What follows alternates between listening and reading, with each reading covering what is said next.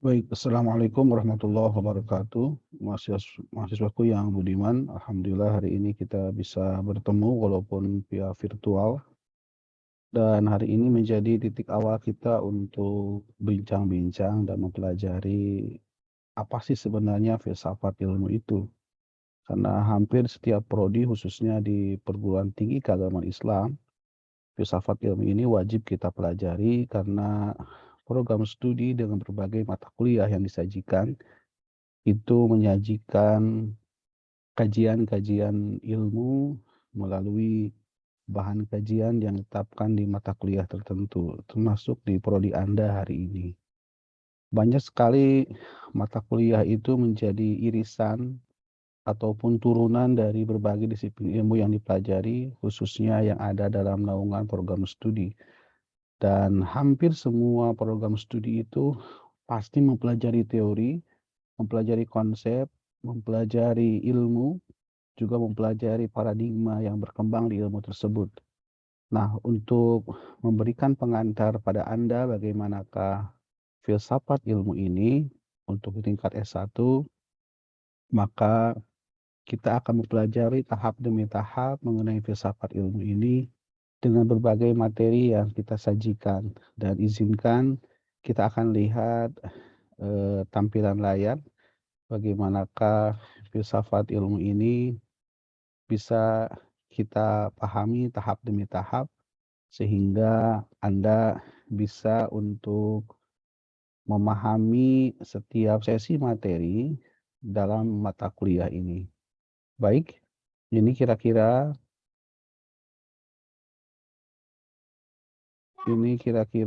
materi kita untuk filsafat ilmu. Jadi nanti nama mata kuliah kita adalah filsafat ilmu. Di perkuliahan ini Anda nanti bisa memiliki pengetahuan tentang konsep dasar ataupun masalah. Ini konsep dasar ini penting kita pelajari karena setiap ilmu dia pasti punya konsep dasar. Dia pasti punya hakikat, dia pasti punya sumber, punya cara bagaimanakah pengetahuan ilmu itu diperoleh. Juga bagaimanakah nilai dari pengetahuan itu. Makanya di konsep dasar inilah kita akan mempelajari berbagai hal mengenai definisi, mengenai ta'rif, mengenai konsep-konsep penting yang ada di dalam disiplin ilmu tertentu, khususnya ilmu yang dipelajari di program studi ini. Dan pasti konsep dasar ini akan berhubung dengan teori-teori itu. Juga ada masalah-masalah yang nanti mengemuka di filsafat ilmu, dan ini setiap masalah ataupun problem itu biasanya terjadi akibat adanya pemahaman mengenai kesenjangan antara teori dengan kenyataan.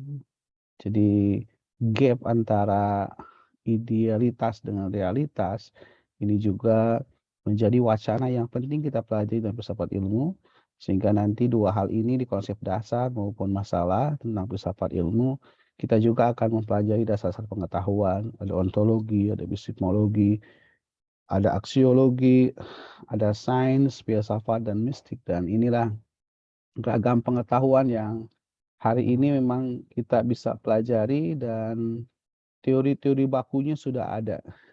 Pengetahuan juga sudah ada teori bakunya. Bagaimanakah kelogisan dan empiris pada sisi sains ini. Juga filsafat yang mengandalkan sisi mantiqiyah maupun logika dan kelogisan. Juga ada mistik. Nah, mistik ini kan salah satu ragam pengetahuan yang nyata adanya, juga dia pengukurannya agak berbeda dengan sains dan filsafat karena mistik ini pengukurannya itu adalah rasa, al-dzauq, dan ini biasa kita hubungkan dengan pengalaman-pengalaman keagamaan. Mari kita lihat apa saja sih yang akan kita sajikan di bahasan di filsafat ilmu kita satu semester ke depan. Itu ada beberapa hal ya, ada pengantar filsafatnya, ada definisi, kedudukan, ruang lingkup, dasar-dasarnya, penalaran, logika, sumber pengetahuan, sampai nanti kita akan bicara lagi mengenai tiga sisi yang menjadi inti dari filsafat. Ada ontologi, ada epistemologi maupun aksiologi, baik dari filsafat, dari sains maupun mistik. Dan inilah yang nanti mempengaruhi kita untuk memetakan batasan-batasan pengetahuan, kriteria kebenaran, bagaimanakah metode ilmiah untuk mempelajari atau memahami masalah yang ada dalam lingkup sains. Maka di perkuliahan ini topik intinya ada berapa hal, itu kira-kira ada 13, ada pengantar filsafatnya, nanti ada ontologi, ada epistemologi, ada aksiologi. Nah, ini ontologi, epistemologi, aksiologi ini menjadi dasar hampir semua pada mata kuliah filsafat, atau kalau orang cenderung memperhatikan, lalu cenderung memahami filsafat dan dia mendalam, pasti tidak akan keluar dari 3 hal ini. Ontologi bicara tentang hakikat, epistemologi bicara tentang cara mendapatkan pengetahuan, juga batasannya seperti apa. Aksiologi itu bicara tentang nilai kegunaan ilmu, karena setiap teori, setiap konsep itu harus berdaya guna bagi pengembangan sosial maupun kemasyarakatan. Makanya dari 3 hal ini kita akan petakan karena ragam pengetahuan ada 3, ada sains, ada filsafat, ada mistik, sehingga kita akan pelajari sekitar 9 pertemuan mengenai ontologi, epistemologi, aksiologi, baik pada sains, filsafat maupun pada mistik. Dan untuk mempelajari ini Anda bisa melihat berbagai referensi yang bisa kita gunakan, karena bagaimanapun pengetahuan, pemahaman mendalam mengenai sisi teori, kita tidak bisa melepaskan diri dari buku referensi. Sehingga dasar-dasar yang kita baca cukup kuat dan itu menjadi argumentasi yang logis dan valid mengenai apa yang kita pelajari. Ini ada beberapa referensi, silakan Anda baca, misalkan dari Prof. Ahmad Tafsir, ada Prof. Yuyun, ada juga Koming Setiawan, dan lain-lain. Atau Anda juga bisa nanti gunakan referensi yang lain. Tapi yang paling penting adalah Anda tetap membaca gitu kan, melihat, membaca, dan supaya terarah, lihat materi inti yang disajikan pada mata kuliah ini tahap demi tahap.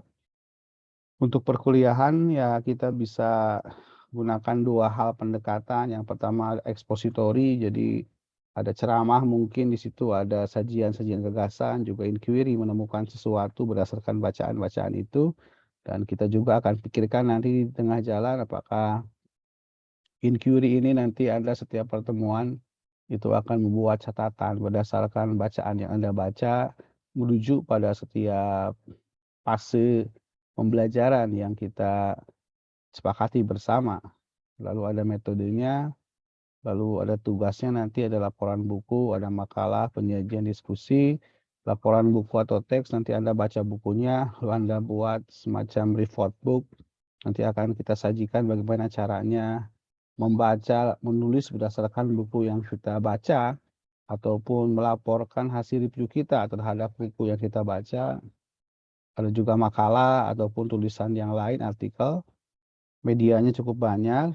Nah, ini kira-kira pertemuan kita, bisa kita lihat dari mulai pengantar filsafat nanti sampai pada aksiologi mistis, itu ada sekitar 14 kali pertemuan, dan nanti setiap pertemuan kita sepakati bentuknya seperti apa dan pasti akan disajikan informasi lebih dahulu, beberapa hari menjelang kita perkuliahan. Kita akan bicara dari pengantar filsafat itu sampai aksiologi sains 7 kali pertemuan. Kita lihat di sisi kanan ini ada pertemuan 1, 2, 3, sampai 7, nanti kita UTS. Lalu setelah UTS langsung kita masuk ke ontologi filsafat sampai ke aksiologi mistik. Nanti review, ini kita sama-sama mereview kembali mata kuliah yang kita sajikan. Kira-kira apa sih yang belum kita pelajari, yang belum kita kuasai, maupun perluasan konten terhadap filsafat ilmu yang kita pelajari ini.